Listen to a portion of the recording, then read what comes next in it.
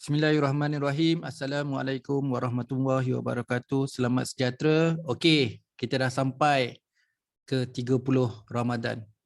30 hari kan. Jadi kita dah ada Ramadan yang pertama kan. Kedua, ketiga sampailah hari ni kita dah 30 hari Ramadan. Terima kasih kepada semua penginfak dan pewakaf kita dengan sumbangan RM100 tu kan, kita dapat juga ilmu dan sampai ke 30 Ramadan. Jadi tapi kita belum selesai lagi Kalau ikut poster 1 hingga 30 Ramadan. Tapi saya ada kongsi lagi 3. Jadi maksudnya sampai ke Syawal yang ketiga. Bukan kata sampai habis Ramadan ya. Hari raya pertama nanti pun akan dapat juga video dan slide. And raya kedua pun dapat, raya ketiga pun akan dapat juga video dan slide. Semoga sedikit tambahan yang saya bagi, bonus yang saya bagi ni terus kekal ilmunya, terus dapat manfaat untuk kita laksanakan dalam konsep kehidupan kita. Dan manfaat ini juga boleh jadikan jariah kita kepada sahabat-sahabat kita yang memerlukan.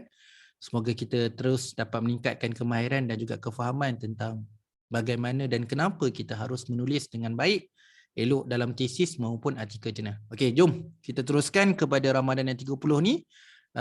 Tips tulis pengenalan sudah dalam artikel jurnal. Bahagian literature review pun sudah. Terus pada tip penulisan artikel di bahagian metodologi penyelidikan. Okey, di bahagian metodologi penyelidikan ni juga, di sebelah kiri tu saya ada tulis metodologi perlu tepat. Sama macam tesis kan, accurate. Betul, sebab ni bahagian bukan bahagian main-main. Metodologi ni kan, kalau ikutkan campurlah bidang sains dengan sains sosial, nak beli bahan, material. Salah pilih bahan, takkan nak beli lagi. Kos bukan murah. Melibatkan satu proses. Nak faham tentang method. Salah faham method. Bila dah buat sampai analisis salah. Kena patah balik dekat method. Kena buat balik kita punya research design. Kalau katakan kerja macam SOP lah. Macam kita punya work in process ataupun SOP. Kalau benda salah, SOP kena betulkan semula. Structurekan balik, kena improve. Jadi metodologi perlu tepat dan align. Terus kena alignment dengan bahagian bab-bab dalam analisis, perbincangan, sumbangan dan juga dalam penyelidikan. Jadi kat sini tak sebut bab lah dalam kat sini bila tulis artikel tema kepada seterusnya lah. Bila sampai method kita akan jumpa analisis, result, dapatan, perbincangan dan juga kesimpulan. Dalam kesimpulan tu mungkin ada sumbangan, cadangan dan sebagainya. Okey. Alright, kita teruskan kepada bahagian metodologi ni. So ada 5 bahagian yang basically kita tulis. Ikut method lah. Ada setengah method yang mungkin sedikit berbeza. Jadi boleh secara flexibility and subjectively kita boleh edit dan tukarlah cadangan saya ni. So ada 5 bahagian. Yang pertama research design, yang kedua populasi persamplan, yang ketiga adalah instrumen strategi, yang keempat kesahan dan juga kebolehpercayaan, yang kelima adalah analisis kajian rintis. Jadi kalau kita tengok dekat sini dia tidak jauh berbeza dengan tesis. Ialah sama kan, bahagian method dalam tesis, bahagian method dalam artikel hampir sama. Cuma yang membezakannya dalam tesis lebih rigorous lah. Protokol, prosedur, detail, setiap perkara tu kena kupas lebih mendalam supaya lebih jelas. Macam buku teks lah. Bukanlah kata kita menghasilkan buku teks, tapi tulis tesis tu lebih kedalaman terperinci tu lebih. Tetapi dalam penulisan artikel ni dalam bentuk ringkas. Tak terkejut kalau kita tengok dalam penulisan artikel metodologi keseluruhan cuma ada 1-2 perenggan saja. Jadi kalau saya pun ada beberapa artikel saya tulis metodologi, kadang tulis 1 perenggan saja. Lagi-lagi yang berbentuk konsep, kadang-kadang bahagian metod saya cerita dalam 1 perenggan saja. Okey. Jadi di sini kalau kita cerita tentang perenggan lah, reka bentuk boleh 1 hingga 3 perenggan.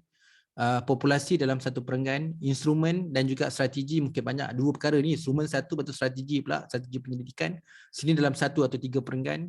Kesahan dan kebolehpercayaan pun kat sini ikutlah kajian, ada yang rigorous, ada yang banyak, kita pergi 1 hingga 3 perenggan juga. Begitu juga dengan analisis dan juga nak pelaporan kat metodologi, nak laporkan juga kajian rintis, kita blendkan sekali dalam 1 hingga 3 muka surat.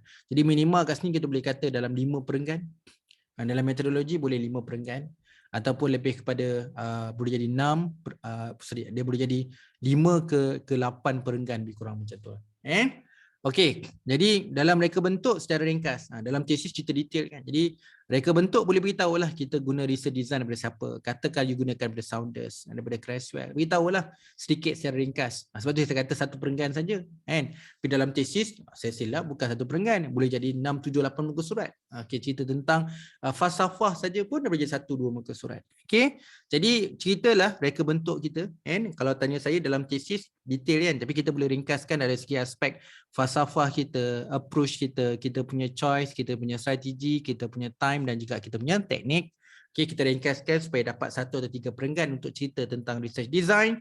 Yang kedua, kita kena cerita sekali. Jadi kadang-kadang orang nak tahu kita punya macam mana, kat mana kita dapat populasi, daripada directory mana, daripada sumber mana, dan how we calculate sampling size, and macam mana kita tentukan sampling teknik. So sedikit walaupun ringkas, justifikasi kena ada bahagian ni.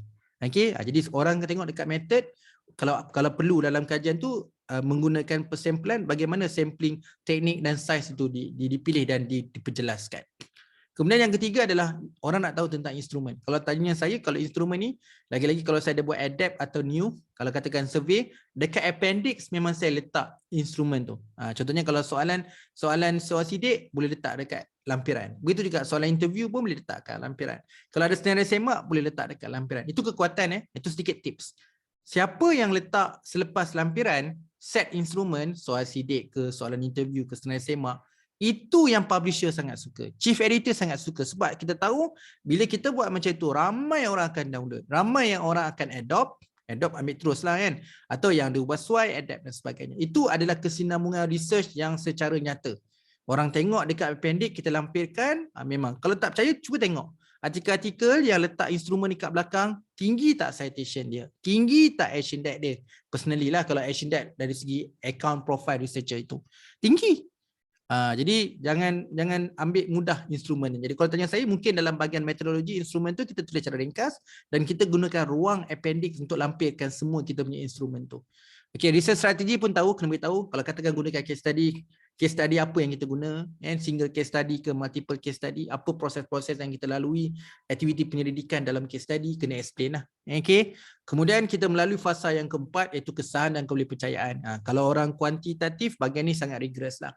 Dia ada EFA, dia factor analysis, exploratory factor analysis, dia ada confirmatory factor analysis. Kalau ujian reliability, gunakan rush analysis dan sebagainya.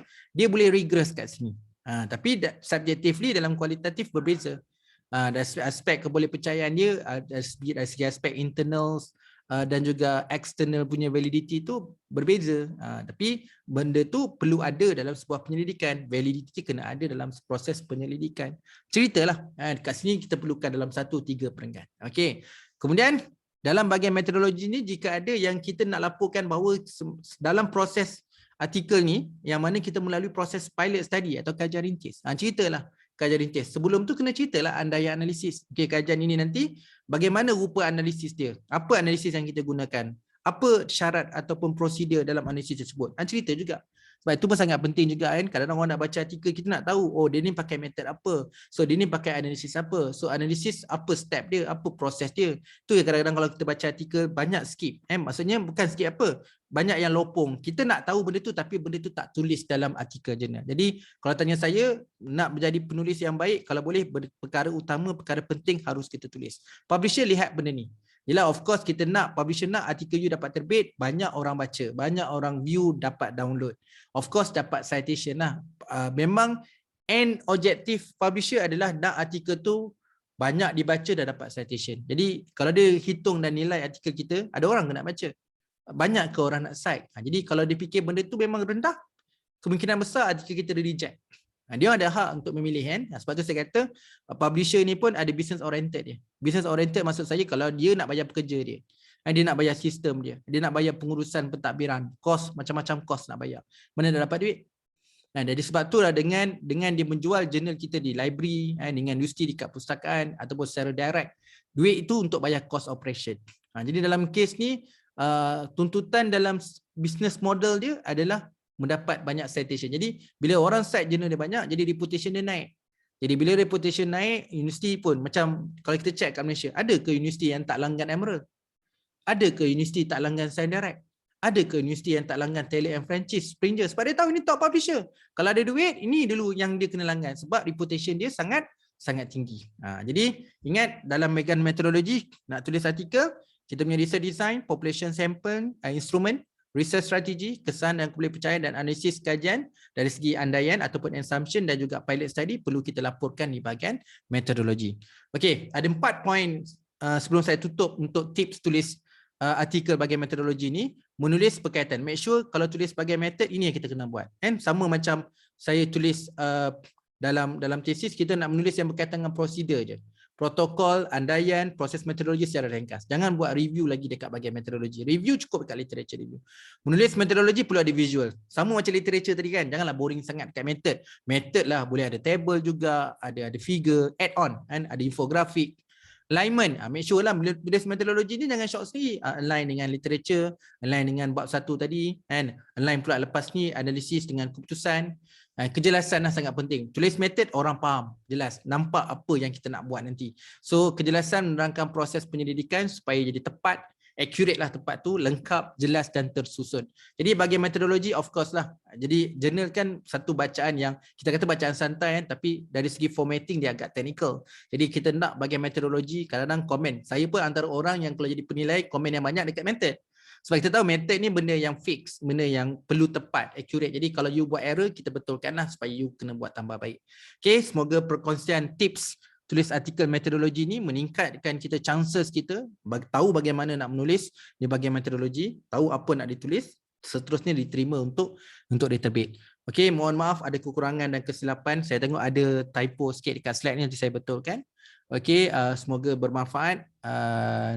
Dan terus kita akan ke siri yang selepas ini. Walaupun kita dah 30 Ramadan, kita ada lagi sesi untuk 1 Syawal, 2 Syawal dan 3 Syawal. Okey, sekali lagi saya mohon maaf. Semoga bermanfaat. InsyaAllah kita jumpa untuk siri di bulan Syawal pula. Terima kasih. Assalamualaikum dan selamat sejahtera.